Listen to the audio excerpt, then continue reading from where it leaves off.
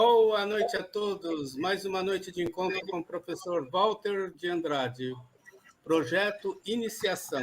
Boa noite. É com você, Gilberto. Olá, boa noite. Sejam bem-vindos. Estamos aqui ao vivo mais um sábado à noite, né? Nosso projeto Iniciação com o professor Walter. E vamos nessa. Boa noite, professor. Bem-vindo. Boa noite, meu querido irmão Gilberto Cartilha, querido irmão Carlos Nascimento e todos os queridos irmãos que estão aí presentes, né? Para participar do nosso encontro aqui, Projeto Iniciação. Sempre lembrando que o projeto Iniciação é o projeto mais importante que uma pessoa tem para desenvolver na vida, né? A pessoa tem muitos projetos para desenvolver, mas o mais importante é o projeto de iniciação. E a pessoa pode, evidentemente, para fazer esse projeto de iniciação, a pessoa tem que escolher uma escola de iniciação. Isso aí é básico, ensinamento dado pelos mestres, né? Então, a pessoa pode escolher a escola que ela quer, da sua preferência. Nós, de nosso lado, convidamos a todos aqueles que queiram fazer a sua iniciação que façam aqui na Sociedade Brasileira de Eubiose. Não é isso? Como é que a pessoa pode fazer? É só entrar num mecanismo de busca, né? No site de busca de qualquer busca da internet e colocar lá Sociedade Brasileira de Eubiose. Vai aparecer o site da Eubiose, né? Ela pode pesquisar e identificar, né, os departamentos que existem em todo o Brasil, né? Em todo o Brasil, e pode escolher no Brasil e no exterior, né? Ela pode escolher um departamento e começar o seu processo de iniciação, justamente o que é denominado de grau peregrino, que vai começar logo no início do ano, deve começar logo esse grau começa em todos os departamentos, logo no início do ano, né? Então, aí está o convite para todos que queiram seguir esse processo, né? Depois faz o peregrino, depois faz mais 4 graus, totalizando 5. Finalizando os 5 graus, a pessoa pode entrar para o que nós denominamos de série interna da Sociedade Brasileira de Eubiose. Então, a pessoa pode participar de ritualísticas, de reuniões internas, externas, públicas ou internas, pode participar de todos os eventos da sociedade e muito mais do que isso, ela tem a possibilidade de ler as revelações do nosso augusto mestre, professor Henrique José de Souza, que é um trabalho maravilhoso, são milhares e milhares de páginas. Então, aí está o convite que nós fazemos aos nossos queridos irmãos, né? Devemos dizer que esse encontro aqui que nós temos, né, esse programa Projeto Iniciação, é destinado a dar a base filosófica e iniciática para aqueles que pretendem seguir o caminho da iniciação. Não é isso? São 2 bases fundamentais. Os trabalhos de Helena Petrovna Blavatsky, os ensinamentos dela, e os ensinamentos do nosso querido professor Henrique José de Souza, sobre justamente fundador da Sociedade Brasileira de Eubiose, né? O objetivo é a síntese do conhecimento, a fim de propiciar aos pretendentes ao caminho da iniciação informações e valores importantes para essa finalidade. Outra finalidade do encontro, e de enorme importância, é propiciar a reflexão do momento evolutivo que a humanidade está vivenciando neste início do século XXI e início da era de Aquário. Isso é muito importante. Sempre lembrando, conforme o nosso mestre, o professor Henrique Souza, nos deixou ensinado para nós, o Brasil é o berço da nova civilização. Então, veja bem que importante o momento em que nós estamos passando aqui no 3º milênio, e justamente no Brasil. Muito bem. Então, nós vamos aqui continuar com os nossos estudos, né? Abrangentes, de maneira abrangente, essa parte inicial de maneira abrangente, e depois, na segunda parte, nós continuamos com a antropogênese, e na terceira parte a gente abre para um bate-papo geral, né? As pessoas podem se manifestar, fazer perguntas ou emitir suas opiniões, seus comentários, fica todo mundo livre para isso aí, tudo bem? Então, é muito importante essa questão. Então, vamos ver aqui assuntos de enorme importância justamente dentro do contexto da ciência iniciática das idades. Um tema importante que, dentro da ciência iniciática, e que a HPB cita isso, Helena Blavatsky cita no seu livro, né? Justamente o nome inefável. Nome inefável. Entre os judeus, era o substituto do nome do mistério, da divindade, de sua tribo, o Eu Sou, ou o Jeová. Como o terceiro mandamento proibia o uso deste último nome em vão, os hebreus o substituíram por o nome Adonai, ou o Senhor. Então, naquela época bíblica, não se aconselhava aqueles que seguiam a doutrina judaica falar o nome Jeová. Então, substituíram por um nome. Esse nome era justamente Adonai, falava-se Adonai. Porém, os cristãos protestantes, ao traduzirem indistintamente Jeová e Elohim, que também é um substituto por si mesmo, além de ser o nome de uma divindade inferior, pelas palavras Senhor e Deus, tornaram-se, neste caso, mais papistas que o Papa e incluíram na proibição os dois nomes. Isso aconteceu na religião. Né? Muito bem. Atualmente, contudo, nem os judeus, nem os cristãos parecem recordar, ou pelo menos suspeitar, a razão pela qual a qualificação de Jeová tornou-se reprovável de ser mencionada, né? Dita. A maior parte dos cabalistas ocidentais parece também ignorar o caso.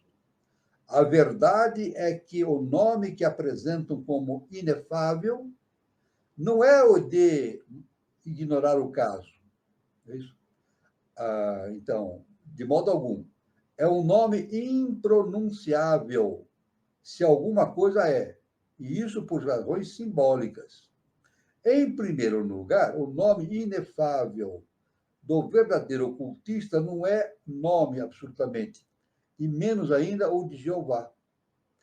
Este último implica, até em seu significado esotérico, cabalístico, uma natureza andrógina, constituída por 4 letras, né? I, H, V e H. Traduzindo na nossa língua, né? Mas vinda justamente da língua hebraica. Ou seja, uma natureza masculina e feminina. É simplesmente Adão e Eva. Isto é, homem, mulher fundidos em um tal como agora é escrito e pronunciado. Este nome é, por sua vez, um substituto. Porém, os rabinos não têm interesse de recordar o que diz o Zohar, que é uma publicação muito importante dentro do judaísmo, né? Em relação ao significado de Jeová, que é não como eu sou escrito ou sou lido. É preciso saber dividir o tetragramaton até o infinito, antes que se possa chegar ao som do nome verdadeiramente impronunciável do Deus judeu do mistério. O que os ocultistas orientais têm seu próprio nome inefável, é preciso apenas repetir. Quando, durante as cerimônias religiosas no templo, o sacerdote hebreu pronunciava em voz alta o nome de Jeová, produzia-se um ruído estrondoso para que o nome inefável não chegasse aos ouvidos do povo. Olha que interessante, eles produziam um ruído para que ninguém chegasse a ouvir o nome que estava pronunciando. Jeová era uma característica daquela época. Né? Uma reminiscência desse costume, ainda conservado nas igrejas católicas, é a de tocar um grande número de sinos ruidosos presos a uma roda, a qual dá muitas voltas através de uma corda, quando, na missa maior, o sacerdote oficiante entoa as primeiras palavras do Glória e do Credo, nas quais figura o nome de Deus. Porém, isso não é obstáculo para que, nos mesmos templos católicos, pronuncie-se a cada passo desde o púlpito, o nome da divindade, de modo mais claro possível, para que todos os fiéis o ouçam. Então, são comportamentos específicos, né, que eram adotados em tempos antigos, né? Então, aqui, com reflexos, inclusive, né, na religião católica, né? São fatos bastante interessantes de serem analisados, devido justamente a este grau de contemplação, né? De reverência que se fazia ao nome de Jeová, né? Como Criador, né? Então, isso é muito importante, esta observação, muito importante essa observação, então, a respeito dessa questão. Um outro nome muito importante para ser estudado dentro da ciência inicial das idades aqui é justamente um nome, esse nome númeno. Ele tem uma origem grega, né? Númeno. É a verdadeira natureza essencial do ser. O númeno, o nômeno, é a verdadeira natureza essencial do ser, diferente dos objetos ilusórios dos sentidos. Ou, em outros termos, a coisa, essência ou substância desconhecida, tal como é em si mesma, opostamente ao fenômeno, ou seja, a forma através da qual se manifesta aos sentidos ou a compreensão. Assim, a faísca elétrica é um fenômeno da eletricidade. Então, dentro desse contexto todo que nós vemos da ciência iniciática, nós temos o númeno e o fenômeno. O fenômeno é aquele que a gente consegue observar com os nossos sentidos, na visão, o tato, a audição, a visão, etc. E nós conseguimos perceber o fenômeno através de aparelhos científicos, etc. É o que acontece no mundo plano físico denso. Mas por trás do fenômeno existe o númeno, o numen, aquilo que dá origem ao fenômeno. Então, o fenômeno não acontece por acaso. Como o nosso mestre diz, nada acontece por acaso. O fenômeno é produzido por uma natureza intrínseca superior, chamado númeno. Tem uma raiz. É claro que tem uma raiz, evidentemente, proveniente de arquétipos, né? Tudo que acontece no mundo físico denso, no mundo objetivo, é proveniente da projeção de arquétipos que vêm de mundos superiores, né? Isso é muito importante, esse entendimento, essa relação entre o númeno e o fenômeno. Isso é muito importante, né? Nesse sentido, então, tem a palavra nous. Nous, que vem do grego também, né? Com esse termo, nous, Platão designava a alma ou a mente superior. Olha só que interessante, né? Ele dizia que o nous era a alma ou a mente superior. Platão afirmava isso. Significa espírito, opostamente à alma animal, o psique. A mente ou consciência divina no homem, nous, era o nome com o qual Anaxágoras, um outro estudioso grego, né, na antiguidade, através do qual Anaxágoras designava a divindade suprema, o terceiro logos. Tomado do Egito, onde se chamava Nout, foi adotado pelos gnósticos para seu primeiro éon consciente, que entre os ocultistas é o terceiro logos, cosmicamente, e o terceiro princípio, contado de cima para baixo, ou seja, humanas no homem. Para observar melhor a diferença existente entre nous, a divina sabedoria superior e psique, a inferior e terrestre, nós podemos ver o que diz São Tiago em sua epístola. São Tiago falava numa epístola, né? Esta sabedoria não é a que desce do alto, mas é a terrena, animal, diabólica. Mas a sabedoria que é do alto, primeiramente, é pura, depois pacífica, modesta, benigna, cheia de misericórdia e de bons frutos, não julgadora nem fingida. Então, isso aí, toda essa conotação do nous, uma psique, também faz uma correlação entre o mundo superior e o mundo objetivo, né? Então, sempre lembrando, o nosso mundo objetivo, ele não existe por si mesmo. É isso? Ele é projeção de arquétipos superiores, né? Nada acontece por acaso. Existe essa ligação, então, entre o númeno e o fenômeno, e justamente essa ligação citada por Platão entre o nous, que é a alma, o espírito, né? E a psique, que é justamente designado no mundo fenomênico humano como o quaternário inferior, né? Ou seja, a personalidade, né?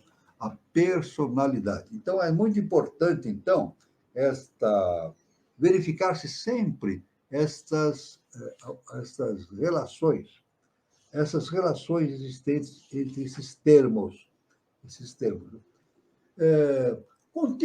Dando continuidade aqui, nós estamos sempre falando a respeito de um nome que é muito citado nos livros, nos clássicos, na ciência iniciática, naquilo que se encontra na antiguidade, no Egito, na Índia, né? Que são justamente o que dá o nome de obeliscos. Então, o HPB então faz a definição do que seja obelisco. Isso é muito comum ler-se isso nos trabalhos de ocultismo e da ciência iniciática das idades, né? Os obeliscos são pilares de pedra muito altos, de 4 faces iguais e terminados por uma ponta piramidal achatada. Esses monolitos eram muito usados pelos antigos egípcios e se encontram cobertos de inscrições hieroglíficas, algumas das quais ocultavam importantes segredos e representavam os mistérios da religião egípcia. Então, eles costumavam, então, erigir esses obeliscos, né, como nós falamos, né, pilares de pedra com 4 faces iguais, muito altas, e enchiam esse obelisco de inscrições hieroglíficas, justamente com aquele conhecimento que eles tinham a respeito das coisas do mundo superior, do mundo inferior, isso é muito importante. E, claro que, nos doando para a humanidade recente importantes conhecimentos tidos que os egípcios tinham acerca de todas essas questões. Quando Cambises, rei dos persas, apoderou-se do Egito, exigiu que os sacerdotes descobrissem o significado de tais inscrições. E como se negasse a lhe obedecer, matou-os e destruiu todos os obeliscos que pôde encontrar. Então, Cambises fez isso. Ele queria saber o que significava aquilo. E falou com os sacerdotes. Mas os sacerdotes, de maneira... numa posição deles, né, de não permitir divulgar esses fatos egípcios para outras comunidades, não passaram essas informações. Então, diz a história que Cambises, então, agiu de forma violenta, assassinando todos aqueles seres que estavam ali, que não permitiram que ele entrasse nesse conhecimento superior, né? Esses monumentos, esses obeliscos, estavam relacionados com o culto do Sol. Veja. E, por esse motivo, os sacerdotes denominavam-nos de dedos desse astro. Então, eles diziam que esses obeliscos eram os dedos do Sol, justamente com relação ao Sol, né? O Sol central, o Deus máximo do Egito, né? Os obeliscos foram venerados como símbolos do deus itifálico Amon, o procriador. Os 4 lados do obelisco representavam os 4 pontos cardeais e seus respectivos regentes. Os 4 Maharajas, em sânscrito, olha só. Isso está relacionado também com o conhecimento eubiótico, né? Os 4 Maharajas, né? Está relacionado com a construção quaternária, né, do nosso mundo, no objetivo, e isso estava relacionado também com essa constituição física que observávamos nos obeliscos. Então, a gente vê que nada acontece por acaso, né? Se a gente for investigar todos aqueles inscrições, obeliscos e construções do Egito ou na Índia, todos eles têm um significado profundo. Não é por acaso. Nada acontece por acaso. tudo está, evidentemente, relacionado. Isso aí é citado, estudado e citado pela mestra Blavatsky na Doutrina Secreta, né? Ela cita isso em determinados pontos, ou em vários pontos, né? Esses conceitos todos. Né? Então, como nós falamos, acabamos de falar na mestra Helena Petrovna Blavatsky, e que trouxe esses ensinamentos fantásticos, né? No século XIX, abrindo as portas do conhecimento da Índia e do Tibete, dos mundos internos do Tibete, para a nossa civilização do Ocidente, nós sabemos que Blavatsky ela fundou uma sociedade, né? Ela chegou a fundar. Ela iria fundar essa sociedade, a Sociedade Teosófica, nos Estados Unidos. Seria fundada uma sociedade. Ela estava até planejando montar ritualísticas, 1880 e tanto, né? 84, por aí. Ela ia montar ritualísticas, a sociedade ia crescer lá nos Estados Unidos. Mas, devido a perseguições que Blavatsky sofreu nos Estados Unidos, e perseguições terríveis pelos seus próprios discípulos, grande parte dos discípulos que seguiram o caminho justamente da ciência acadêmica, né?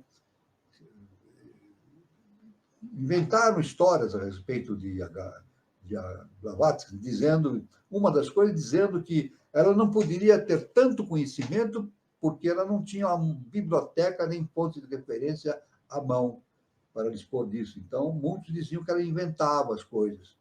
Era tudo invenção da cabeça dela. Mas não é isso.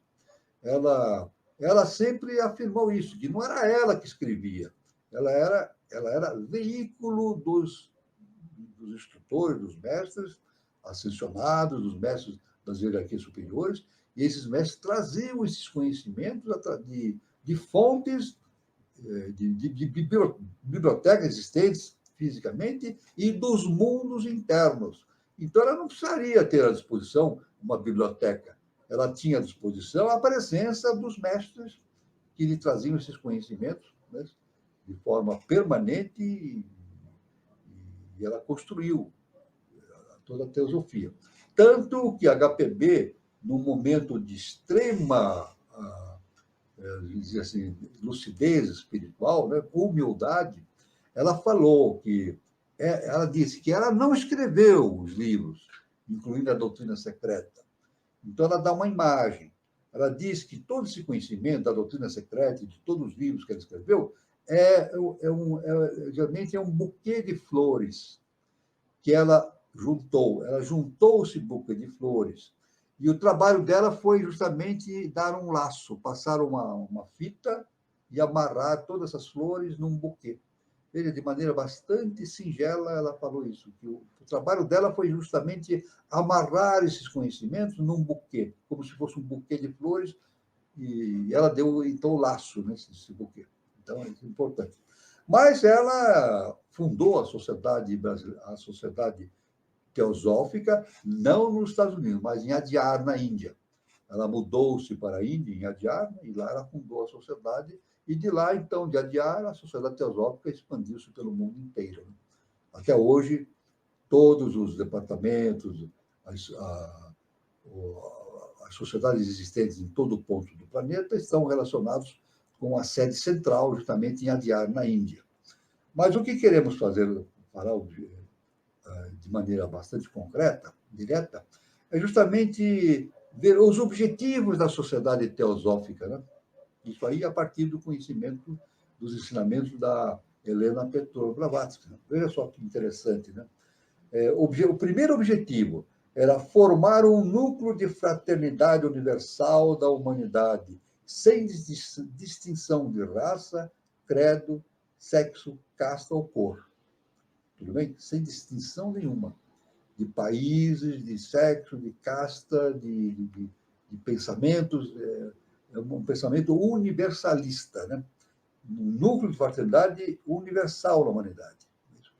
O segundo ponto da Sociedade Teosófica, conforme a HPB, é justamente fomentar o estudo comparativo das religiões, literaturas e ciências dos arianos e de outros povos orientais. Então, esse é o segundo objetivo, estimular o estudo comparativo de todas as religiões, literatura e ciência dos arianos e outros povos orientais, sem se preocupar em discriminar coisa alguma. Não, é um estudo comparativo, é isso. É por isso que o nosso mestre ele fala isso, né? Ele, o professor Henrique de Souza, pela Sociedade Brasileira de Eubiose, ele diz que o trabalho daquele que está no caminho da iniciação é justamente estudar, meditar, comparar, analisar, sem ter qualquer pretensão de eliminar este ou aquele pensamento, mas analisar profundamente tudo. E depois, no final, ou durante esse processo, tirar as suas próprias conclusões. Isso é muito importante, né? Aí está este segundo ponto dito por Blavatsky a respeito da constituição da sociedade teosófica e também apoiado pelo pensamento do professor Henrique José de Souza, já no século XX depois. O terceiro ponto da sociedade teosófica de Blavatsky, né, é justamente investigar as leis inexplicadas da natureza e poderes psíquicos latentes no homem. Só uma parte dos membros da sociedade dedica a esse objeto. Então, aqui, nesta literatura, diz que somente uma parte dos membros dessa sociedade dedica-se a esse estudo, né? Mas é fundamental para esse terceiro ponto de atividade da sociedade teosófica, né? E investigar as leis inexplicadas da natureza e poderes psíquicos latentes no homem. É claro que isso aí significa ir além do que a ciência acadêmica fala, né? Então, a ciência acadêmica ela é baseada nos seus princípios, né? Em determinados princípios científicos, né? E não ultrapassa esse ponto, né? Mas a ciência iniciática, não, ela vai além disso. E no futuro, a própria ciência iniciática, a ciência acadêmica, deverá seguir os caminhos da ciência iniciática. Então, a gente pode dizer o seguinte, mas como é que a ciência vai seguir? A ciência vai inventar aparelhos? A matemática vai progredir? A ciência vai descobrir coisas diferentes? Não, não é isso, não é bem isso. O que vai acontecer na ciência acadêmica é a evolução mental, espiritual dos cientistas. Então, o que vai levar a ciência acadêmica para o caminho da ciência iniciática é a evolução espiritual dos cientistas. Então, os cientistas, cada vez mais, eles vão se espiritualizando e vão se tornando veículos cada vez mais eficientes para as questões superiores. E vão trazendo arquétipos, né? Tornam-se veículos de conhecimentos arquetipais e vão projetando na face da Terra. Aliás, o homem não faz nada, né? O ser humano não inventa, não faz nada. Tudo já existe no universo. O que o ser humano faz é trazer, através dos seus gênios, através dos seus seres mais evoluídos, trazer esse conhecimento e projetar na face da Terra. Esse é o sentido. Então, aí está. A adesão ao primeiro desses objetivos é indispensável ao ingresso na sociedade teosófica. A nenhum dos aspirantes são feitas perguntas a respeito de suas opiniões religiosas ou políticas. Isso é básico. Também na eubiose não é feito isso. Porém, em troca, exige-se de todos, antes de sua admissão, a promessa formal de respeitar as crenças dos demais membros. Isso aí é fundamental, como tem aqui a referência bibliográfica, a respeito da sociedade teosófica e da sociedade brasileira de eubiose. Dentro da eubiose, por exemplo, a pessoa não é obrigada a seguir este ou aquele pensamento. Ela recebe os ensinamentos, ela tem que analisar, meditar e tirar as suas próprias conclusões. Então, não. Agora, o que se exige, tanto em qualquer escola de ciência iniciática, o que se exige do membro que lá está presente é que ele assuma o compromisso de utilizar esses conhecimentos recebidos das fontes superiores de maneira fraterna, a favor da humanidade. Nunca utilizar esses conhecimentos em detrimento da humanidade, contra a evolução espiritual da humanidade, sempre a favor. Então, é por isso que nessas escolas de ciência iniciática existem os juramentos. Né? Juramentos de... Aliás, na própria ciência, na ciência acadêmica, isso ocorre, né? Os médicos, né? A gente sabe disso, né? Os médicos, quando se formam, eles prestam o juramento de Hipócrates. Né? Eu, por exemplo, me formei em farmácia, né? Na USP. Antes de receber o diploma, eu tive que prestar um juramento de utilizar os conhecimentos adquiridos para o progresso da humanidade, etc., não para o sentido contrário. Então, os médicos também têm que fazer esse juramento de Hipócrates, que é o fundador da medicina, né, na antiguidade grega. Né? Então, deixando bem claro, nas verdadeiras escolas iniciáticas, a cada grau que vai passando, os discípulos têm que fazer juramentos. E esse juramento não é apenas uma simples formalidade, não, a gente tem que analisar isso. Né? Esse juramento é feito diante do rei do mundo. Não é isso? Esse juramento é feito diante do rei do mundo. Não é isso? Numa reunião específica, uma ritualística específica. E mais do que isso, esse juramento é feito diante da sua própria consciência. Se a pessoa quebrar o juramento, ela vai, evidentemente, ter que resgatar um karma. Né? Isso é inevitável, acontece. Aliás, na antiguidade, no Egito, era sempre assim. Mesmo aqueles que se iam aprender uma profissão com um determinado mestre, num determinado ofício, ele tinha que prestar juramentos de utilizar aqueles conhecimentos para o benefício da humanidade. Isso era na antiguidade, também existia isso, o juramento. Quando alguém ia ser instruído por um determinado ser que tinha um ofício, ele ensinava a ele também essa determinada profissão específica, mas o discípulo tinha que prestar juramentos diante desse mestre para utilizar esses conhecimentos em prol da humanidade, em benefício da humanidade e não contra. Então, a gente vê que nada acontece por acaso. E essa questão de juramento tem uma raiz muito antiga, vinda lá da Índia, vinda do Egito, e assim, e muito mais, vem de Atlântida, e vem da eternidade. Né? Isso aí não acontece por acaso. Né? Então, aí está essa interessante observação, né, a respeito desses termos. Né? Então, aqui, vendo justamente essa questão da existência de um lado que nós denominamos pela nossa consciência polar de bem e mal, né?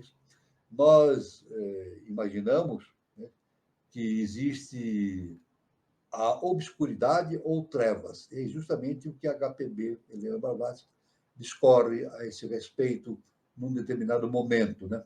Então, geralmente o termo é obscuridade ou trevas. Vamos ver aqui exatamente isso é de uma enorme importância, que está ligado justamente com o entendimento da polaridade. O nosso mestre, o professor Henrique de Souza, ele nos ensinou: quem entende a polaridade entende tudo. Então, o caminho nosso processo evolutivo, é entender justamente a questão da essência da polaridade. Então, tem esse termo aqui, obscuridade ou trevas. As trevas são pai e mãe, e a luz é seu filho, diz um antigo provérbio oriental. A luz é inconcebível, a não ser que seja considerada como procedente de uma origem que seja sua causa. E como no que se refere à luz primordial, tal origem é desconhecida, por mais que a reclamem, a razão e a lógica é denominada de trevas, de um ponto de vista intelectual. Interessante, né? A luz vem das trevas. Então, trevas, na verdade, não é o escuro, a escuridão. Não é isso. Trevas significa o equilíbrio, né, das forças. Tanto que Moisés, já lá no início dos seus escritos do Pentateuco, né, logo no início, em Gênesis, ele deixou escrito lá, né, que no princípio era tudo trevas. No princípio era tudo trevas. Não é que era tudo escuro, estava tudo em equilíbrio. Tudo em equilíbrio. Então, aí Moisés disse assim, então, num determinado momento, Deus disse, e faça-se a luz. Faça-se a luz. E a luz se fez. É claro que nós devemos entender que, nesse momento, sobre essa determinação da divindade, ocorreu, então, a produção da polaridade. Luz e sombra. Então, não existe luz sem sombra, nem sombra sem luz. Luz e sombra não são opostos, são complementares. Eles fazem parte do mesmo processo, né? Então, a treva tem um significado diferente, né? Tanto que a própria religião ela erra quando diz, por exemplo, Lúcifer é um anjo das trevas. Não tem isso, não tem sentido isso, né? Lúcifer é anjo das trevas, indicando que ele é um ser maligno. Não tem nada a ver com a ciência iniciática, né? A gente devemos entender perfeitamente isso, né? As trevas são, pois, a eterna matriz. As trevas é a eterna matriz, onde aparece e desaparece as origens da luz. Em nosso plano, nada mais se acrescenta às trevas para delas fazer a luz, nem a luz para delas obter as trevas. Luz e trevas são as duas coisas permutáveis entre si. E, cientificamente, a luz é apenas um modo de ser das trevas e vice-versa. Veja só que interessante. A luz e a sombra é apenas uma forma de ser das trevas.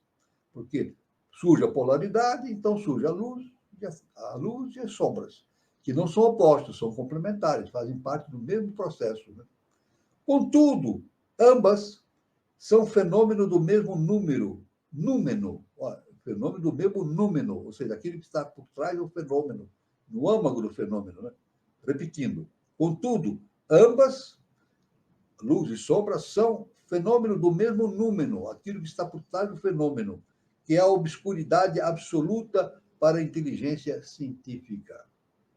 Sendo a luz absoluta a essência das trevas, estas são consideradas como a representação alegórica apropriada da condição do universo durante o Pralaya.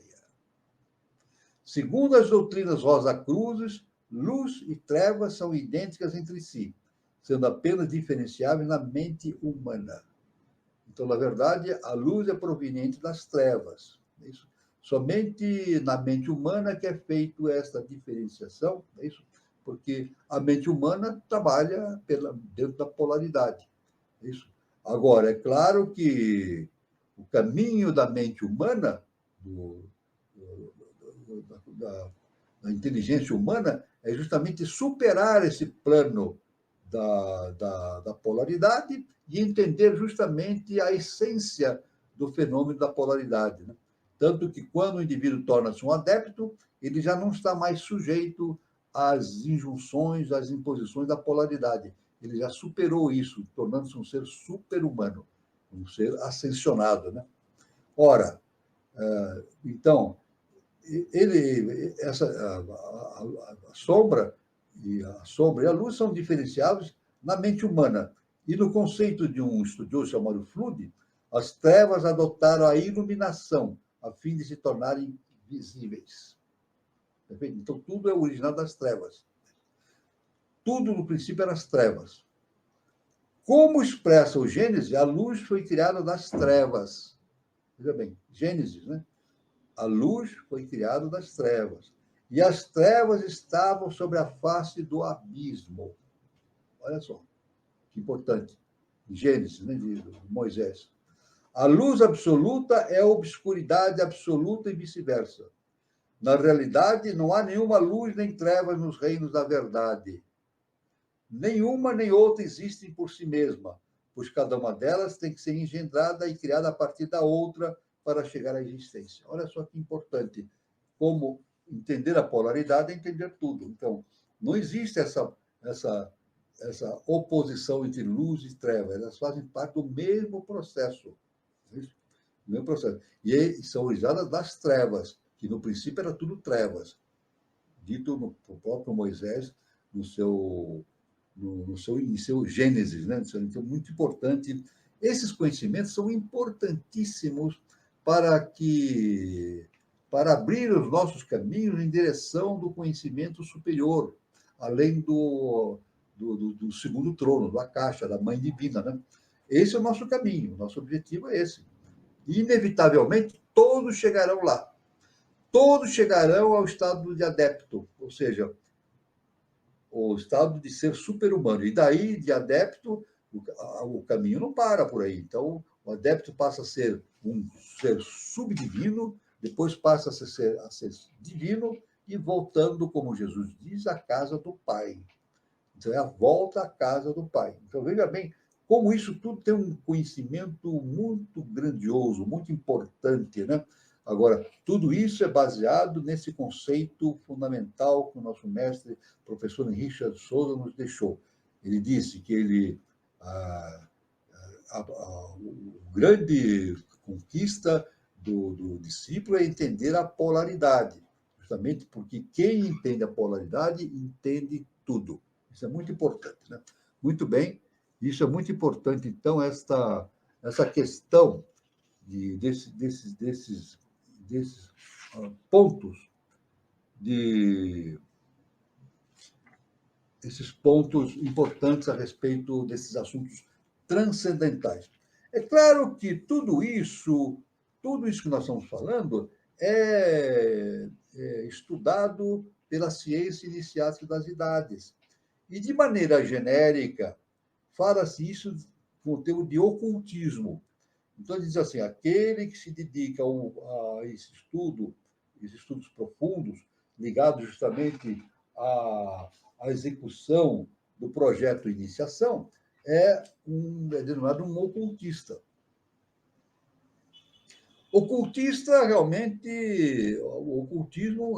é o estudo dessas questões superiores, né, isso, que estão além da consciência humana. Então, o ocultismo é a ciência que estuda os mistérios da natureza e o desenvolvimento de poderes psíquicos latentes no homem. Esta ciência versa sobre as coisas que estão fora da percepção dos sentidos, e especialmente sobre os fatos que não podem ser explicados pelas leis da natureza universalmente conhecidas, porém cujas causas são um mistério para aqueles que não penetraram de modo bastante profundo nos arcanos da natureza, para compreendê-los devidamente.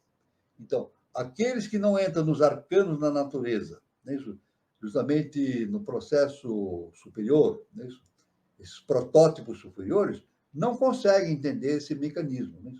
Esse mecanismo dessa ligação entre o que está em cima e o que está embaixo só pode ser começado a entender através do ocultismo. Então, essa é a importância que se dá a esse termo, o ocultismo. O que pode ser oculto para uma pessoa pode ser perfeitamente compreensível para a outra. Veja só que interessante. Quanto mais se desenvolve a espiritualidade e a inteligência do homem, mais este se liberta das atrações dos sentidos. Quanto mais se acrescenta e amplia seu poder de percepção, menos oculto lhe parece o proceder da natureza. Então, não é verdade? Então, oculto é aquilo que está além do nosso poder de percepção das coisas. Né? Então, aquilo que está além do nosso conhecimento humano Então, está dentro desse campo chamado ocultismo, e que nós, inevitavelmente, deveremos transpor para entender as questões superiores da universalidade. Né? O oculto é, de fato, aquilo que está fora do poder dos sentidos externos para poder ser percebido. Porém, que é perfeitamente perceptível e compreensível para a inteligência interior espiritual, depois de se ter desenvolvido e tornado ativos os sentidos internos do homem. Então, para que o indivíduo tenha acesso ao ocultismo, é necessário justamente o autoconhecimento, a transformação interna. Quer dizer, essa percepção do ocultismo não é simplesmente a aquisição de informações, não é informações, não são informações recebidas a respeito desses conhecimentos, não, são conhecimentos provenientes de dentro do ser humano, através do processo denominado autoconhecimento, ou justamente iniciação. As ciências ocultas não são as ciências imaginárias descritas pelas enciclopédias. Olha só.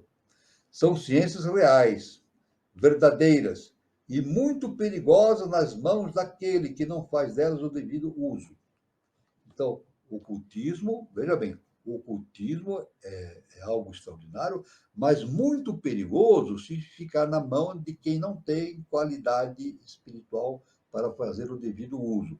Por isso que nós dissemos já nessa nossa abordagem de hoje, que nas escolas iniciáticas, nas verdadeiras escolas iniciáticas, é utilizado o recurso justamente de fazer juramentos.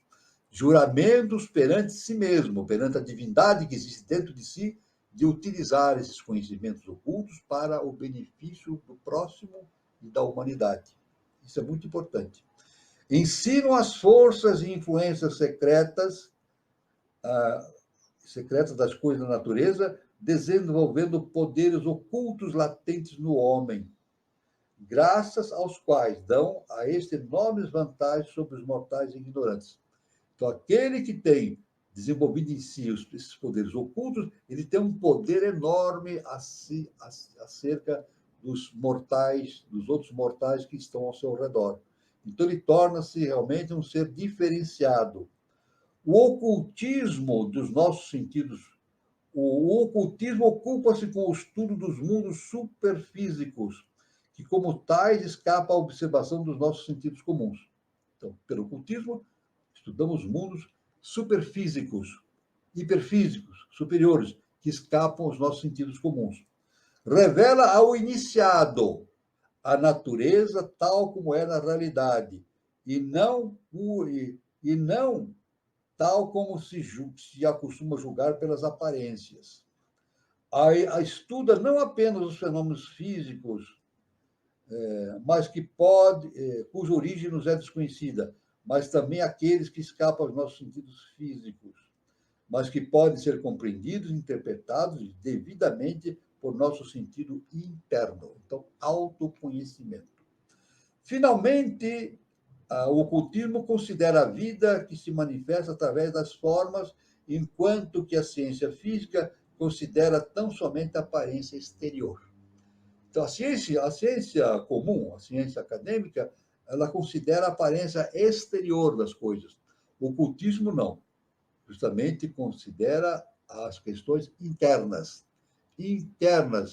das coisas. Não a aparência, mas as questões internas. Ora, o método de estudo do ocultismo difere completamente dos demais, pois para ele é mister observar determinadas regras de vida e de disciplina mental. Então, o ocultista, para entrar na cena do ocultismo, é necessário, então, ter disciplina mental e compromisso com a lei cósmica universal. Não se pode, de modo algum, não se pode confundir o ocultismo com a teosofia. Um homem pode ser um bom teósofo sem ser, de modo algum, um ocultista.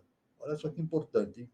Porém, ninguém pode ser um verdadeiro ocultista sem ser um teósofo em toda a extensão da palavra. Então, a HPB dá essa perfeita distinção, né, entre o conhecimento da teosofia e o ocultismo, e o ocultista. Né? Então, para ser ocultista, não é suficiente ser teósofo, simplesmente, mas ele tem que ter características internas superiores para lhe dar esse poder superior. Né? Ora, porém, ninguém pode ser um verdadeiro ocultista sem ser um teósofo em toda a extensão da palavra. De outro modo, não será nada além de um mago negro, consciente ou inconscientemente. Esse mago, então, o ocultismo, aquele que usa o ocultismo de maneira inadequada, ele torna-se um mago involucional. E tem que pagar um karma pesadíssimo por isso. Então, é por isso que os mestres têm um profundo cuidado em transmitir esses conhecimentos, justamente escolhendo aqueles que estão preparados para receber esse conhecimento e não distribuindo esses conhecimentos de maneira aleatória. Isso é muito importante, então, na questão do ocultismo. Né? Uma vez que, se o ocultista, ao invés de pôr em prática o ideal moral mais elevado, trabalhando com a maior abnegação em prol da humanidade, trabalhar movido apenas pelo interesse pessoal e com fins egoístas, chega a se converter em inimigo do mundo e das pessoas que o rodeiam, e torna-se muito mais temível por seus poderes. Ele torna-se um inimigo da humanidade. Aquele que tem o conhecimento de ocultismo, mas não usa para a sua finalidade determinada pela divindade, ele torna-se um inimigo da humanidade. E isso existe. Existe isso na face da Terra. Existe isso na face da Terra. Isso o nosso mestre considerou nos seus estudos esse fato importante. O ocultista pratica a teosofia científica, baseada no conhecimento exato das operações secretas da natureza, enquanto que o teósofo, que põe em prática os poderes chamados anormais, sem a luz do ocultismo, tenderá simplesmente a uma forma perigosa de mediunidade, porque trabalha às escuras, apoiado numa fé sincera, porém cega. Fé, mas cega. Quem quer que tente cultivar algum dos ramos da ciência oculta, sem o conhecimento da razão filosófica dos referidos poderes, torna-se um barco sem leme em meio a um mar tempestuoso. Veja bem que importante e o cuidado que as pessoas devem ter com essa questão. É por isso que os mestres têm absoluto cuidado no momento de difundir esses conhecimentos, de maneira a difundir os conhecimentos adequados para consciências adequadas. Por isso que tem a definição do ocultista. Né? Ocultista é aquele que estuda os diversos ramos da ciência oculta. Esse termo é empregado pelos cabalistas franceses. O ocultismo abrange todo o campo dos fenômenos psicológicos, fisiológicos, cósmicos, físicos e espirituais. A palavra ocultismo, deriva da palavra latina occultos, oculto, secreto, e se aplica ao estudo da cabala, da astrologia, alquimia e todas as ciências arcanas em geral. O glossário da chave teosófica define o ocultista nos seguintes termos: aquele que pratica o ocultismo, um adepto das ciências secretas. Porém, esse nome é aplicado frequentemente ao simples estudante de tais ciências. Então, isso aí é muito importante. O nosso mestre, o professor Henrique José de Souza, ele define o ocultismo de maneira bastante simples. Ele diz o seguinte: o ocultista é aquele que vive o futuro da sua raça. Veja bem, ocultista é aquele que vive o futuro da sua raça. Então, todos nós, através do estudo da teosofia, da eubiose, deveremos, num determinado momento, nos tornarmos ocultistas. Mas, para que isso ocorra, é necessário que haja justamente um compromisso da mente humana diante da sua própria essência divina, que é a divindade geral, o eterno, a fim de que esse conhecimento oculto nele adquirido seja utilizado para o benefício da humanidade. Senão, em caso contrário, esse indivíduo pode se tornar o quê? Um indivíduo degenerado, e é claro que responderá por um karma muito profundo, devido a esse comportamento anormal. Muito bem. Vamos seguir agora mais um pouco a respeito de antropogênese, né? Mais um pouco agora a respeito de antropogênese, para dar seguimento a esse assunto, né? A autora HPB, é isso? Helena Blavatsky, estamos falando sobre Atlântida, sobre a Lemúria, o desenvolvimento, a queda de Atlântida, da Lemúria, o surgimento da raça ariana, quinta raça-mãe. Então, a autora fala sobre as pedras falantes e mágicas, os ofites e siderites. Fala dos betílios ou pedras animadas e conta que Eusébio, um grande estudioso da antiguidade, nunca se separava de suas ofites, das quais recebia seus oráculos com uma vozinha que aparecia um tênue assovio. As pedras oscilantes, as ordalhas, etc., são citadas. Quem, pois, senão os gigantes, poderia levantar estas pedras e colocá-las em ordem tão simétricas como o planisfério e assentá-las em tão perfeito equilíbrio que apenas aparece tocar o solo? Então, aí, são conhecimentos ocultos, de difícil entendimento, mas que a HPB vai jogando, né, de maneira bastante equilibrada, né? E ela cita, então, que todas essas pedras são relíquias dos últimos Atlantes.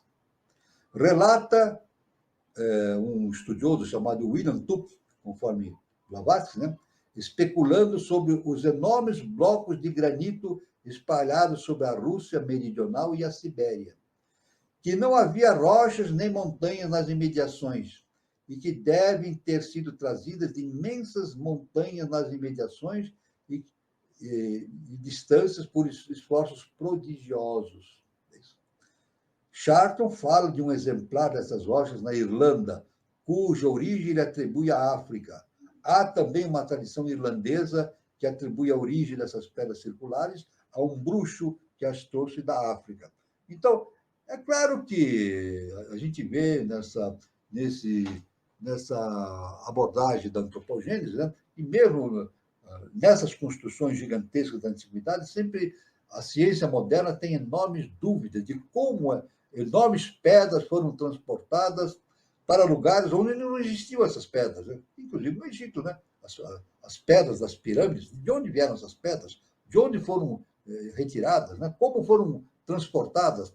É claro que isso aí foram usados, evidentemente, recursos de magia da Atlântida. Indiscutivelmente, isso aí faz parte da ciência iniciada das idades.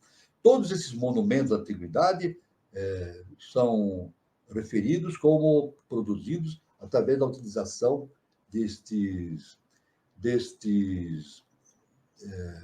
poderes de magia da antiga Atlântida, né?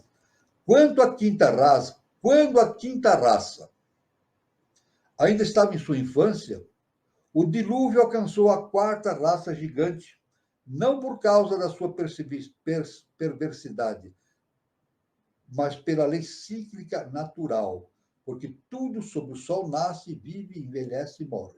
Então, a quinta raça-mãe surgiu, a Ariana, e a quarta raça-mãe, envelhecida, não cumprindo os seus deveres, a maioria dos seres, não cumprindo os seus deveres perante a divindade, teve o seu final determinado através do dilúvio Atlântida. Né? Somente aquele punhado de eleitos cujos instrutores divinos tinham ido habitar a Ilha Sagrada, donde virá o último Salvador, impediu, então, que a metade da humanidade se convertesse em exterminadora da outra metade. A espécie humana se dividiu. As 2/3 partes estavam governadas por dinastias de espíritos materiais inferiores da Terra, que tomavam posse dos corpos facilmente manejáveis. 1/3 parte permaneceu fiel e uniu-se à nascente quinta raça-mãe, ou seja, dos reis divinos encarnados. Quando os polos se moveram pela quarta vez, isto não afetou os que estavam protegidos e que tinham sido separados da quarta raça-mãe, Atlante. Como os lemurianos, só os atlantes perversos pereceram e não se voltou a vê-los. Então, aí está, então, claro que isso indica que o final da Lemúria e da Atlântida se deu por uma questão da aplicação da lei kármica, né? Nada acontece por acaso, né? Nada acontece por acaso. Então, isso aí, depois nós vamos, seguindo, nós vamos ver, na seguida, vamos estudar a quinta raça e seus instrutores divinos. Vamos dar um preâmbulo aqui desse estudo, né? A história não principia com a quinta raça, mas sim a tradição viva. A primeira não vai além das origens fantásticas da nossa quinta subraça, há uns milhares de anos. A segunda se refere às subdivisões da primeira subraça da quinta raça raiz. Quando diz, uns amarelos, alguns de cor escura e negros, e alguns vermelhos ficaram. Os da cor da luz, isto é, os da primeira e segunda raças, tinham desaparecido para sempre, sem deixar rastro algum. O grande dragão, dilúvio, só diz respeito às serpentes da sabedoria, cujos esconderijos estão sob as pedras triangulares.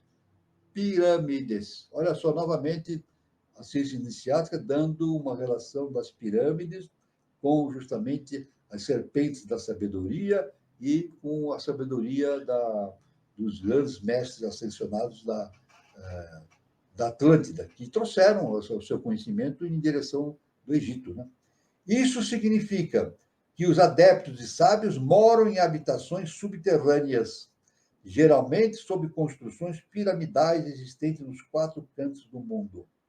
Olha só, olha, os adeptos e sábios moram em habitações subterrâneas, geralmente sob construções piramidais existentes nos 4 cantos do mundo. Então, as pirâmides não são apenas um fenômeno que aconteceu arquitetônico no Egito, mas sim no mundo inteiro. O mundo inteiro está cheio de pirâmides. Aqui na América também, na América Central, etc., né? No Oriente, no Extremo Oriente, na Índia, no Oriente Médio, está cheio de exemplos de pirâmides erguidas. Então, a pirâmide tem um significado de extrema importância no sentido da evolução da raça humana.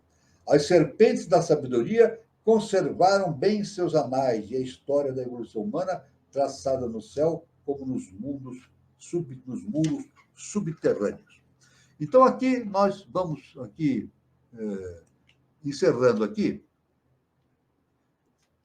o estudo da antropogênese, né?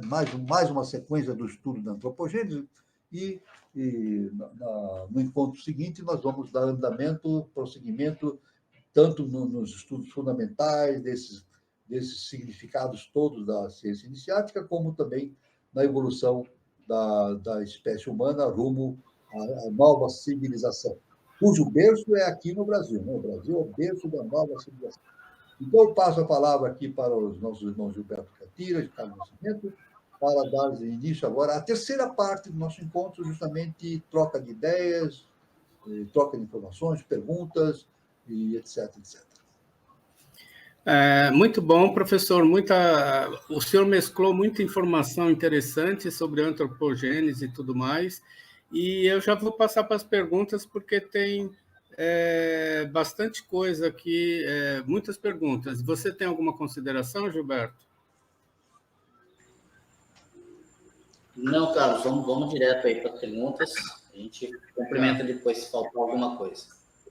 Tá. Seguindo aqui de baixo para frente, professor, o Guilherme Guazelli coloca: o nosso falecimento seria uma prova do quinto? Aqui, agora vamos analisar bem o que o nosso irmão Guazelli, qual é o sentido dessa pergunta, né? Porque eu não quero responder de maneira aleatória, né? O nosso falecimento seria uma prova do quinto? Bom, vamos ver que o nosso falecimento, o que significa o nosso falecimento? A nossa morte física, né? Na verdade, nós estamos caminhando para uma quinta coisa, né? Vamos analisar sobre vamos ver se eu consegui entender a pergunta do Guazelli, né? Nós estamos caminhando para um quinto estado de consciência, né? Uma quinta dimensão, né? E o nosso falecimento, todo indivíduo falece, né? Faz parte da vida humana o falecimento. E o falecimento faz parte do processo kármico. Não é verdade? A pessoa nasce através da ação kármica e falece justamente pela ação kármica. Então, ou seja, todo mundo nasce no momento exato, na hora exata, no dia certo, e morre no dia exato, na hora certa. Ninguém morre antes da hora, ninguém nasce antes da hora, nem morre antes da hora. Isso é, veja, como o nosso mestre diz, nada acontece por acaso. É isso. Então, o nosso falecimento, e nascimento e falecimento, ocorre pela lei universal do karma, que no nosso caso está relacionado com a nossa personalidade. Né? No momento em que nós alcançarmos um estado de quinta coisa, quinta dimensão, que nós podemos já imaginar como seja o segundo trono, né? A Mãe Divina, nós nos libertamos desta quarta coisa, desse quaternário, nos libertamos da quarta coisa, que é o nosso quaternário, que é a nossa personalidade, e nos libertamos da roda de Sansara. É isso? Então, aí não falecemos mais, porque não renascemos mais na maneira como conduzida pela lei do karma. Nós podemos nascer, não? Podemos nascer, um indivíduo de elevada consciência espiritual, ele pode nascer na face da Terra, né? Ou ele, ou através dos seus tucos, né? Pode haver um renascimento, mas não uma reencarnação. Né? Não uma reencarnação. Então, no momento em que o indivíduo falece, e se ele concluiu perfeitamente toda a sua trajetória evolutiva, transformando-se num adepto, é isso? E o falecimento dele no mundo físico significa a extinção da carga kármica. Então, é uma prova da existência de uma quinta coisa. Claro. O que é uma quinta coisa? Justamente é uma relação que nós temos com o segundo trono, né? O segundo trono, que é a Mãe Divina. Nós, como o nosso mestre diz, né? Todo ser que está no caminho da iniciação, ele deve fazer a sua união cada vez mais próxima com a Mãe Divina. Isso o nosso professor Henrique de Souza, ele nos deixou esse ensinamento. O nosso processo de iniciação é fazermos cada vez mais unidos à consciência da Mãe Divina, o segundo trono. O nosso caminho é o segundo trono. Nós estamos no terceiro trono. O nosso caminho é para o segundo trono, a Mãe Divina. Tanto que é citado agora isso na internet, está citando, não é por acaso que está acontecendo, né? Está se falando muito uma tendência no caminho da humanidade para uma quinta dimensão. Claro, o quinto, né? O quinto é uma quinta coisa, um quinto estado de consciência. Um quinto estado de consciência que vai surgir.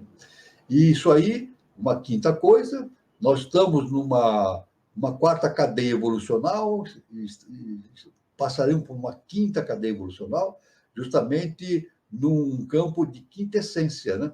Num campo mais sutil. Isso. O futuro da humanidade é deixar de viver no mundo denso que nós vivemos, né? E viver no mundo, futuramente, né? Mais tênue, mais sutil, que será o mundo vital. Né? Então, nós deixaremos toda a humanidade que estiver em condições de evoluir para um quinto sistema evolutivo, ele deixa de viver no mundo denso, físico, e passa a viver no mundo vital. É um mundo físico, mas vital. Depois, com o tempo, ele vai passar por um mundo superior, um mundo astral. É um mundo físico astral. Depois, futuramente, o mundo físico mental, físico astral, e assim sucessivamente. É uma descida, né? A primeira raça-mãe veio do mundo mental, do astral, mental, vital, né? E agora, a primeira raça-mãe, a segunda raça-mãe, a terceira raça-mãe, a quarta raça-mãe, tornou-se foi a mais densa de todas, e a nossa quinta raça-mãe é mais tênue, menos densa do que a Atlante, a quinta raça-mãe está se tornando mais sutil, em direção justamente de uma quinta coisa, de uma quinta dimensão. Então, Então, eu não sei se eu consegui responder de maneira satisfatória ao nosso irmão Vazelli, né?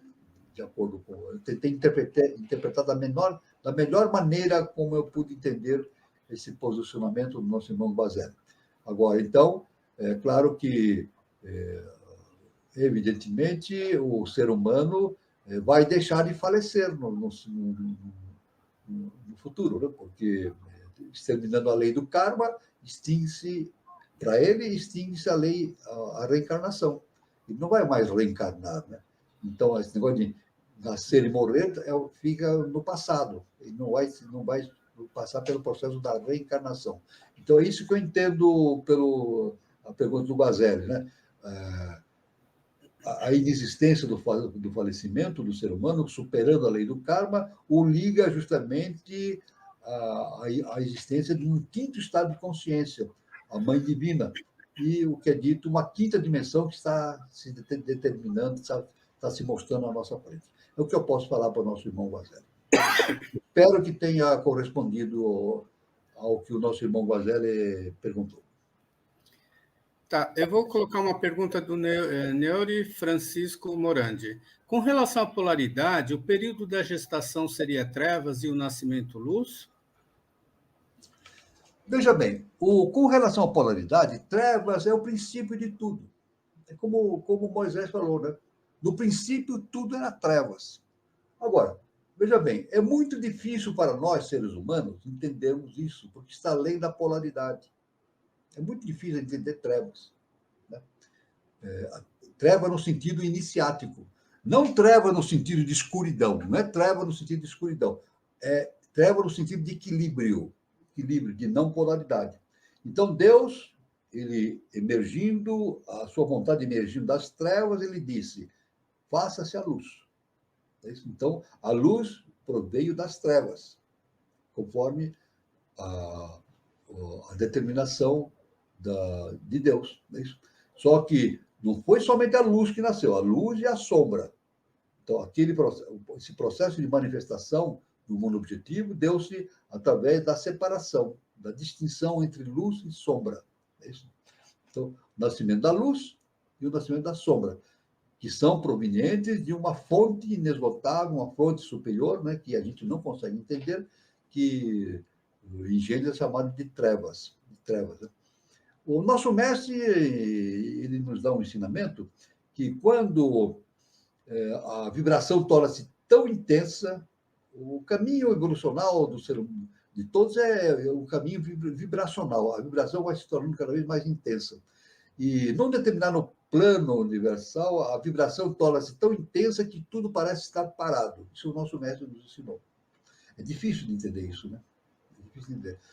A vibração é tão intensa que tudo parece estar parado. Mas não é que está parado, está tudo, né, não está contido dentro o predomínio da polaridade. Então, é necessário, a polaridade é necessária. Né? Nós não haveria possibilidade da existência do ser humano sem que em nossa consciência existisse essa noção da polaridade. Tudo é polar, né? O frio e o quente, a luz e a sombra, né? O alto e o baixo, e assim por diante. Tudo é polar, tudo é polar. Mas a polaridade representa não a divisão de uma coisa em duas coisas, não. A polaridade significa justamente ao contrário, é a harmonização entre o que nós chamamos de contrários, inclusive o bem e o mal, né? Não existe o bem e o mal em si. Não existe o bem e o mal em si. Eu já tenho um exemplo desse. Eu vou dar até esse exemplo, um exemplo bastante interessante, né? O indivíduo faz um mal para uma pessoa. Tem um indivíduo A e um indivíduo B. O indivíduo A faz o mal para uma pessoa. Não é verdade? Então, ele está fazendo um mal. Mas esse mal é permitido pela lei do karma. Então, o mal que ele está fazendo, sob o aspecto kármico, é um bem. Veja bem. Então, o mal que ele está fazendo, na verdade, tem o bem e o mal juntos. O bem e o mal estão sempre juntos. Vamos repetir? O indivíduo faz o mal para uma pessoa, mas ele age como agente kármico. Esse mal que ele está fazendo em decorrência da lei kármica. Ele está fazendo uma cobrança kármica. E quem recebe esse mal está recebendo uma cobrança kármica e está recebendo um bem. Agora, aquele que faz o mal, pensando em fazer o mal, ele vai responder karmicamente por isso. Não é verdade? Ele, inconscientemente, ele está fazendo um bem. está sendo um agente kármico. Mas ele, na consciência dele própria, dentro da sua egoidade, ele está fazendo um mal. Ele vai ter que responder por esse mal, na verdade. Mas o mal que ele faz, na verdade, representa um bem para aquele que recebe esse mal. Nada acontece por acaso. Ninguém recebe um mal se a lei não permite, nenhum bem. A lei permite tudo. Tudo que acontece é determinado por ação de lei, da lei cósmica justa e perfeita. Então, essa é a explicação que eu tenho que poderia dar ao nosso irmão Neori, né, a respeito dessa questão da polaridade. Muito bom, professor. O Cláudio, ele pergunta o seguinte, professor, o nível do mar seria uma referência física nível 0 do que está acima, é relativo ao que está embaixo? Não, o nível do mar foi determinado por o nível do mar atualmente foi determinado pelo dilúvio Atlântico, né? O que eu posso responder é isso. O nível do mar é derivado do dilúvio Atlântico. E essa água toda, ela não estava na Terra, estava na Lua. A Lua esquentou. Isso é contado pelo professor Henrique de Souza, através dos conhecimentos da eubiose. A Lua sofreu um esquentamento muito grande, a água evaporou, a Lua é seca. A água evaporou, esse vapor d'água foi para o espaço e foi atraído pela Terra. É por isso que na Bíblia diz que choveu durante 40 dias e 40 noites. Agora, a gente pergunta, de onde vem tanta água? É isso, a ciência iniciática das idades explica. Essa água é água extraterrestre, é uma água lunar. Aliás, até hoje a ciência, se vocês pesquisarem nos livros científicos, aí da própria internet, a ciência não tem uma explicação ainda sobre a origem da água na face da Terra. De onde veio a água? Essa é a grande pergunta que existe entre os cientistas. De onde veio tanta água? É isso? Hoje tem muitos cientistas hoje que dizem que a água é proveniente do espaço. O vapor d'água vai se condensando e se condensou na Terra, não é isso? Formando os oceanos, né? Aliás, o que mais existe no universo é a água, né? Isso aí todo mundo, quem estuda um pouquinho de astronomia, vai perceber que nas galáxias é H2O. O que mais existe é hidrogênio e oxigênio em toda a galáxia. A água é uma quantidade enorme por todo o universo. Então, mas aqui na Terra, então, o nível do mar foi estabelecido através justamente da questão do dilúvio que houve de Atlântida, pela vinda da água da Lua, né? Agora, é claro que quando houve a descida desta água toda da Lua, houve também a inclinação do eixo da Terra. Com a inclinação do eixo da Terra, surgiram as 4 estações, né? Então, e surgiram as calotas polares. E as calotas polares, a inclinação da Terra, com a formação das calotas polares, possibilitou que os continentes não fossem totalmente invadidos pela água. É isso? Então, o nível da água tem um determinado nível de água na Terra, mas existe muita água congelada, tanto na calota polar norte como na calota polar sul. Tanto que os cientistas alertam que esse processo de aquecimento da Terra pode causar o degelo, né, das calotas polares e pode ocasionar aumento do nível do mar, com, evidentemente, a ocorrência de vários países, de várias cidades serem invadidas pela água, né? Então, essa questão da água é algo faz parte da cosmogênese, da antropogênese, esse estudo, né? Então, o nível do mar é uma referência física. É uma referência física devido a essas circunstâncias todas que nós relatamos, né? Da inclinação do eixo da Terra, nada aconteceu por acaso. Isso foi determinado pela lei universal. Que isso acontecesse para manter o nível do mar dentro de determinados princípios, de determinados níveis, para que não houvesse a invasão dos continentes demasiadamente pelas águas do mar. Ok, professor. O Guilherme Guazelli pergunta: a fé somente existe àqueles que não conhecem Deus? Nós vamos dizer o seguinte, olha, não devemos criticar aquele que tem fé, na verdade. A fé é importante. A fé é importante, né? Tanto que já dissemos, né, que tanto a teosofia como a eubiose, eles não criticam. Não há uma crítica simplesmente a quem tem fé. A fé é importante. Agora, a fé é um degrau. A fé é um degrau de conhecimento. É ruim ter fé? Não é ruim ter fé. A fé é bom para o ser humano. Ter fé em Deus, ter fé nos anjos, etc. Ter aquela fé. Mas não é suficiente. Não é suficiente a fé. É isso. O suficiente é o conhecimento, né? Justamente é o conhecimento daquilo que existe em termos superior. Geralmente a fé origina, o lado ruim da fé é que ela origina justamente a questão ruim das religiões, o dogma, né? É isso? Geralmente a fé acaba originando o dogma, não é isso?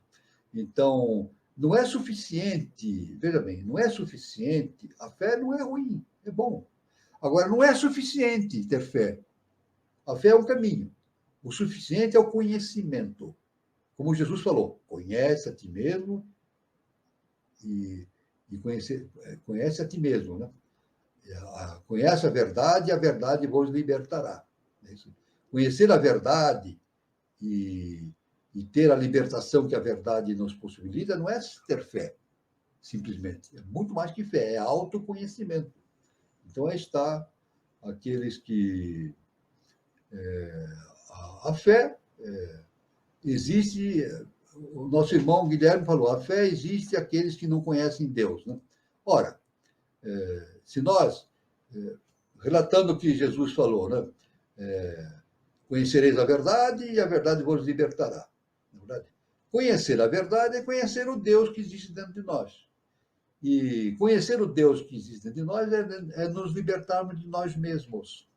Na verdade, então é muito mais do que a fé. É muito mais do que ter fé em Deus.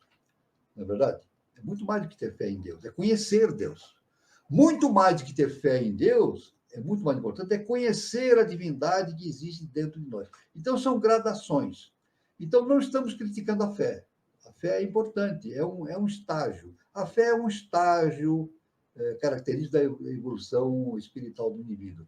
Mas, acima da fé, tem o conhecimento da verdade, como Jesus nos ensinou, né? Conhecereis a verdade e a verdade vos libertará. É conhecer, não é acreditar em Deus.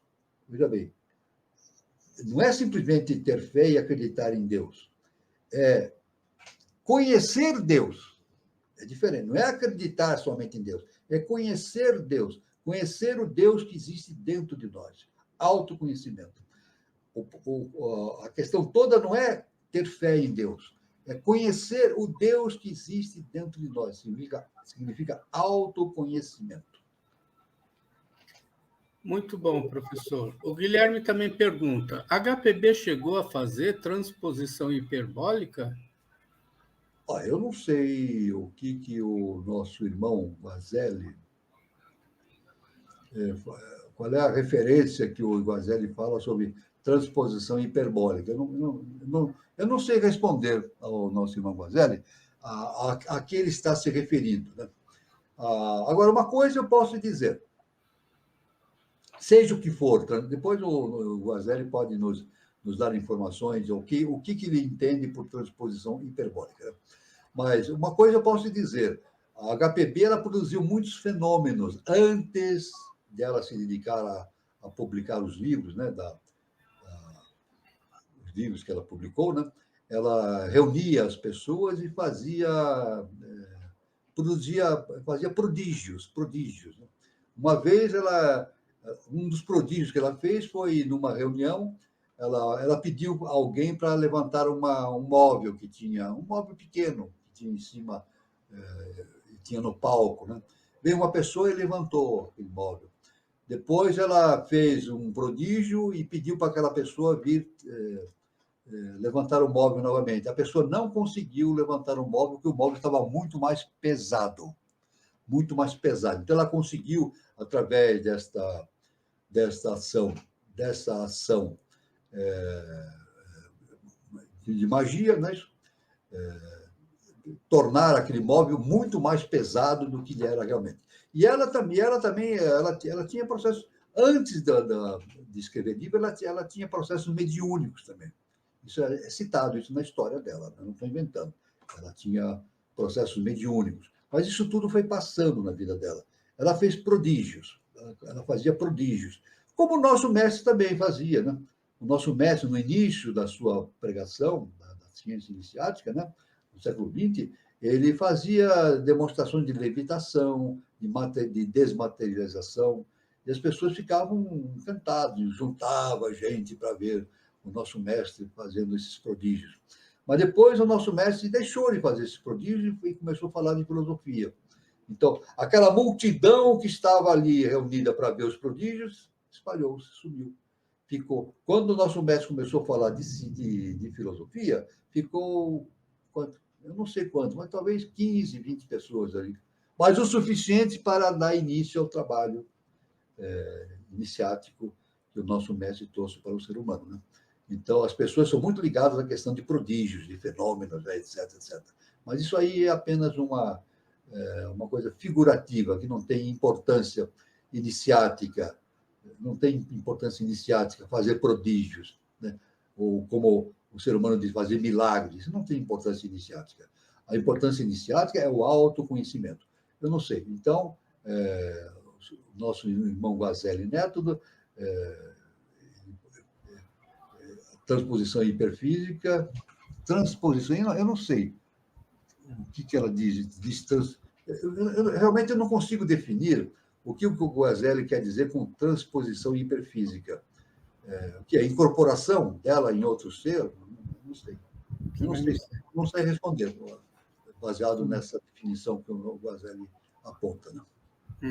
Muito bom, professor. Eu vou passar uns recados. Enquanto isso, se o senhor quiser ver alguma pergunta, para a gente já finalizar o programa. Tudo bem. Vou dar uma olhadinha. Isso. Eu queria falar sobre a nossa próxima roda de conversa, que é toda terça-feira, e será terça-feira agora, dia 21 de novembro de 2023, no mesmo horário, às 20h40.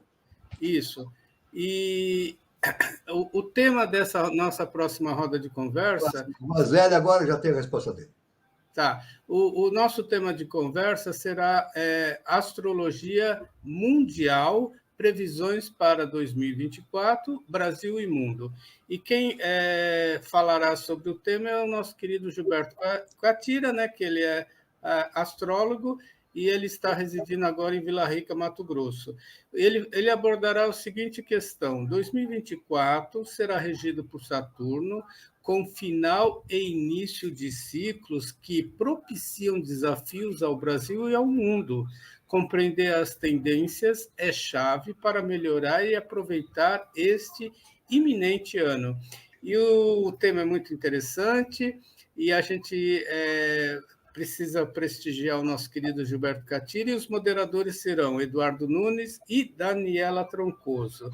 Então, prestigia a nossa próxima roda de conversa, terça-feira, dia 21 de novembro, no mesmo horário, às 20h40.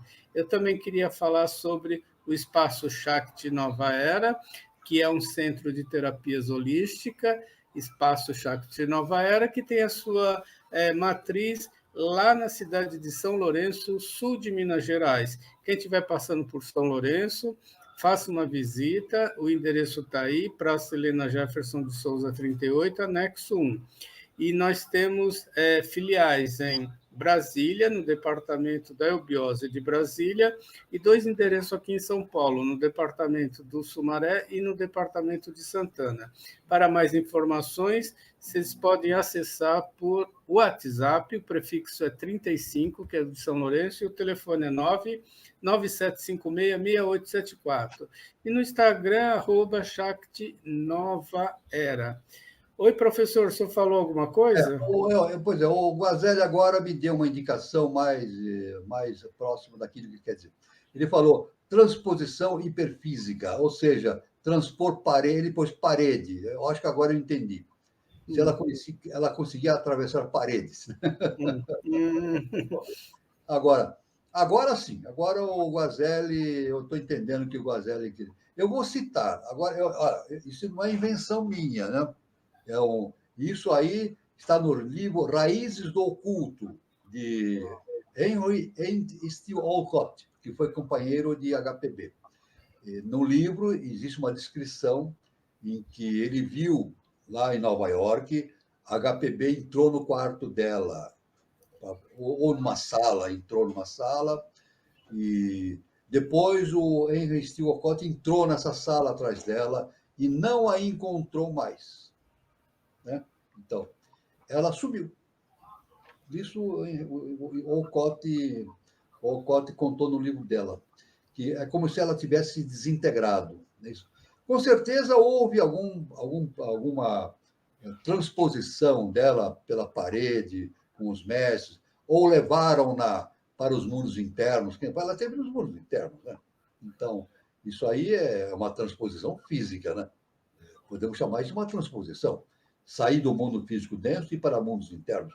O nosso mestre ia aos mundos internos. Ele por desdobramento, o seu corpo ficava aqui no Rio de Janeiro e ele ia desdobrado para os mundos internos, ou então ele ia fisicamente para os mundos internos. É uma coisa realmente incompreensível para nós. Como é que alguém... É claro que um corpo físico, ele pode, através de magia, ele pode sofrer mudança da sua frequência vibratória, né? Né? Lá o Saint-Germain falava isso, né? Durante a Revolução Francesa, ele dizia que ninguém conseguiria prendê-lo porque ele atravessa paredes. Ele falou isso, né? E ameaçavam ele de prender o Saint-Germain, né? Ele dizia, olha, pode me prender, mas eu atravesso paredes, ele dizia, né? Então, agora talvez talvez seja isso que o Guazelli quis se referir, né? Então, o Saint-Germain fazia isso, o nosso mestre também tem essa indicação de a ida dele aos mundos internos de corpo, evidentemente com a mudança do plano vibratório do corpo dele, né? E tem esse fato citado por Henry Steele Olcott, em que ele seguiu o HPB para um determinado local onde ela entrou e ela sumiu. Ela desapareceu. Depois, é claro que ela apareceu em outro lugar, mas ele ficou muito surpreso, porque ela se esvaneceu no ar, né? É claro que nós podemos imaginar, o Steele Olcott não deu uma explicação no livro a esse respeito, ele apenas mostrou um fato. Mas é claro que, com certeza, ela foi levada para os mundos internos através dos mestres para receber alguma instrução, etc. Né? Então, é o que eu posso responder para o nosso irmão Guazelli Neto. Essa transposição física, ela pode acontecer, sim, e é magia, né? Alta magia. Muito bom, professor. Eu esqueci de um recadinho e depois a gente finaliza com a pergunta do Décio, que está aí, tá, professor? Eu quero falar sobre o concurso, né, do selo centenário da eubiose, tá? E as inscrições, até o dia 20 de novembro, tá?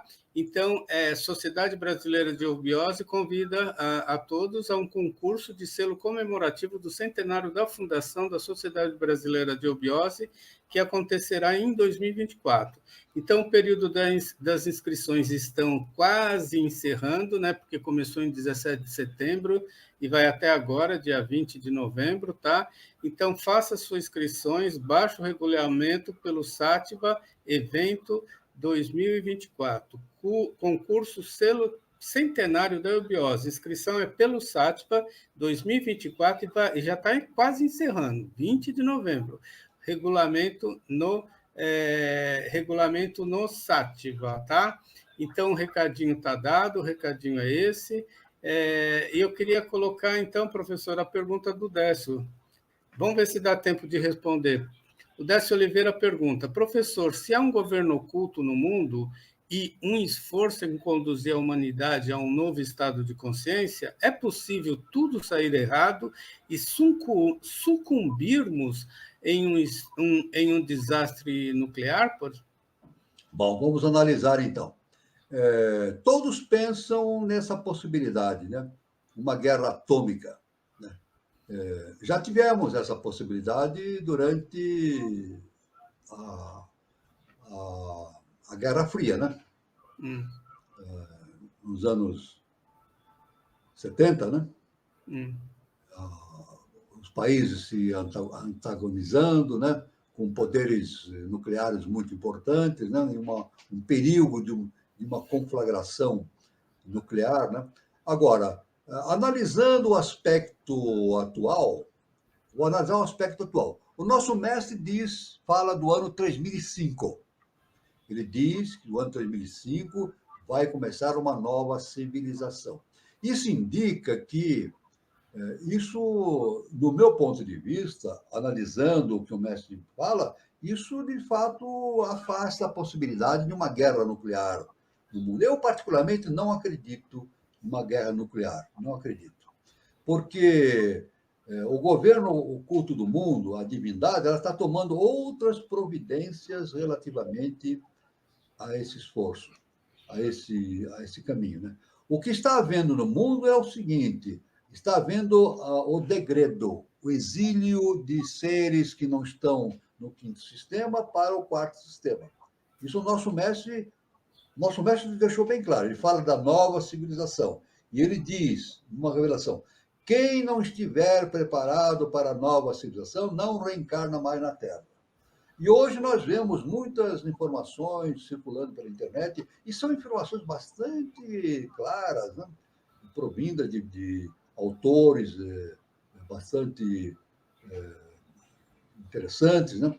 Em que coincide com aquilo que o professor falou, né?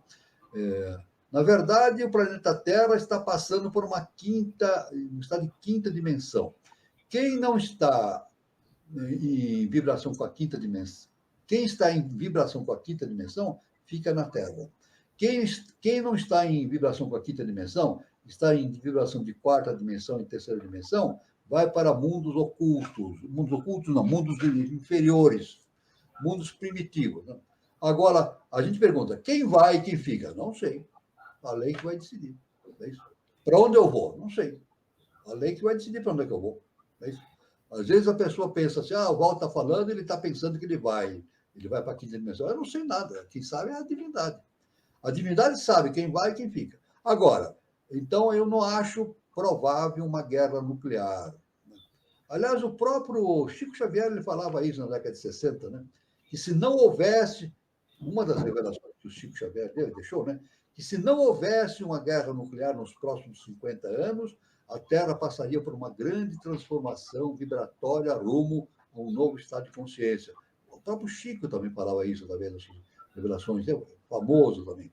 Então, considerando todos esses fatos, a gente pode salientar que é improvável uma guerra atômica. Eu não acho improvável. Os indícios não são disso. Agora, o que vai acontecer é uma seleção do planeta Terra, né? O planeta Terra muda para uma quinta dimensão. Agora, uma outra coisa também, isso não significa um castigo de Deus, não é um castigo de Deus, não, pelo contrário. Aqueles que forem para planetas primitivos vão passar por um processo de regeneração, vão reiniciar seu processo de evolução. E mais, aqueles que saírem da Terra, que vibram em terceira e quarta dimensão, nesses planetas primitivos serão mestres. Eles vão ensinar aquelas pessoas, aqueles seres que estão lá, primitivos, a coisas evolutivas. Então, vão ser os professores, os mestres desses seres. Né? Então, tudo que acontece no universo é justamente o que Jesus falou. A lei é justa e perfeita e age pelo amor e pelo perdão. Amor e perdão. Então, o que houver vai ser pelo amor e pelo perdão. Mas o que está para acontecer na Terra é justamente a evolução da Terra para uma quinta dimensão, o degredo de muita parte, até talvez mais de 80% e os terrestres vão para planetas primitivos, mas não vai ser prejuízo para ninguém. Todos vão sair ganhando com isso. Todos vão ser beneficiados pela lei do amor eterno, né? Que Jesus sempre pregou, a lei do amor e do perdão. Então, essa é a resposta que eu posso dar de maneira bem sintética para o nosso irmão Décio. Muito bom, professor, estouramos o horário, peço desculpa aí para o pessoal, mas o tema é muito interessante, o professor abordou muita coisa legal, muita coisa bacana, e eu queria também agradecer o professor, né, por todo esse conhecimento e ao público que está prestigiando o nosso canal Conexão 3005. Desejar a todos uma boa noite, um bom final de sábado, um bom final de semana, e tem feriado, né, em alguns lugares, dia 20, segunda-feira, e até terça-feira, né, na nossa próxima roda de conversa, e até o nosso próximo encontro no sábado. Boa noite a todos. Com você, Gilberto. Isso aí, bom fim de semana para todo mundo. Aliás, bom restinho de sábado, né? Ainda é cedo, são 10 horas ainda, 10 e pouquinho. Bom domingo, e aguardamos vocês aqui na terça, né, no próximo programa, a roda de conversa, vai ser bem legal. Espero todos aqui. E esperamos todos aqui. Nos vemos aí no próximo projeto de iniciação. Boa noite, professor. Boa noite, obrigado, Gilberto Catira, irmão Gilberto Catira, irmão Carlos Nascimento, muito obrigado. Obrigado a todos os irmãos que estiveram aqui participando da nossa reunião, foi maravilhoso, foi maravilhoso, uma felicidade muito grande. E para todos, luz, paz e amor, até sábado que vem, até terça e sábado, e fiquem todos com Deus.